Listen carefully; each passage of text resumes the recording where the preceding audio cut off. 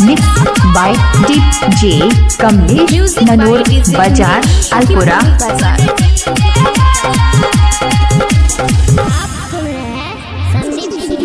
अनिता के सनम फोटो खींचे छियो हम, अनिता के सनम फोटो खींचे छियो हम, छियो बड़ी दिलवा लागे। लाइन मारू ना रे लाइन मारू ना के कहां लाइन मारे छियो? लाइन मारू ना साला रे सुन के मरा वाला रे। लाइन मारू ना साला रे सुन डीजे वाला रे। अनिता के सनम फोटो खींचे छियो हम, अनिता के सनम फोटो खींचे छियो हम, छियो बड़ी दिलवा लागे। लाइन मारू ना रे लाइन मारू ना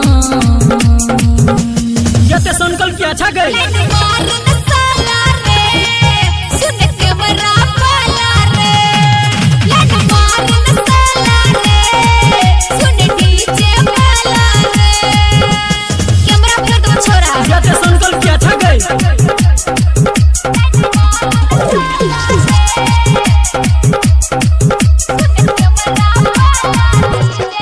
इलाका किसी के भी हो पर धमाका डीजे कमलेश के ही होगा।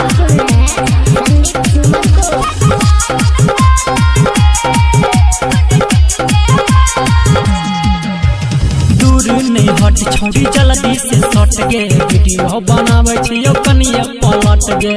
रे छोरा बेसी लबर लबर नहीं कर। कनी पलट न जो वीडियो बनावे ले वीडियो बना रे बेसी न छोरा अपन मन सन कर। और छिए रंगदार कर दबो यार पार, छोरा छिए रंगदार कर दबो यार पार, बेसी करे न हालागे। लाइन मारू ना रे लाइन मारू ना ये छोरी झूठ न बात। लाइन मारू ना साला रे सुन के मरा वाला रे। लाइन मारू ना साला रे सुन डीजे वाला रे। सुन डीजे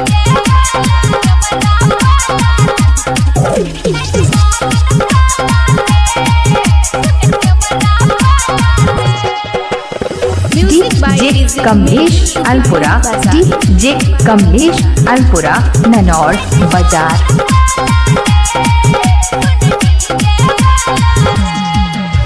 सुन के आरती हेलो जन पारबो, पकड़ के तोरा जवानी के धारबो। अते ही मत भगलो की जना बुझा छो तोरा रंजित नीतीश ने ठला जो सराम रे। संदीप सुमन थमोटू करम रे। हमरा छौके विश्वास पूरा दिन मन के आस, हमरा छौके विश्वास पूरा दिन मन के आस, डाले देबो बरमा लागे। भग जोनी लाइन मारू ना रे लाइन मारू ना।